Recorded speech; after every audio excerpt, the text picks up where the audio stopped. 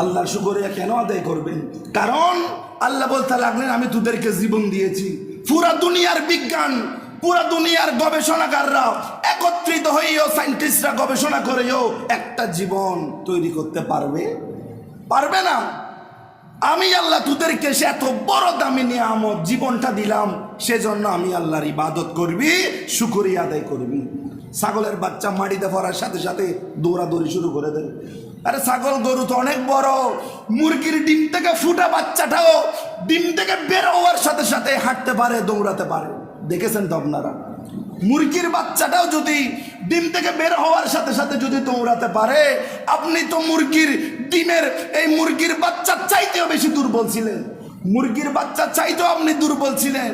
এত দুর্বল একটা মানুষটাকে খাওয়াইলো কে, যত্ন করলো কে, খিদা লাগলে খাবার দিল কে, এত যত্ন করে লালন পালন করে যে মা বাবা আপনাকে আল্লাহর দেওয়া জীবনটাকে রক্ষা করার জন্য, মা বাবা যদি উসিলা হতে পারে, সেই মা বাবার শুকরিয়া আদায় করার দরকার আমাদের আছে না নাই?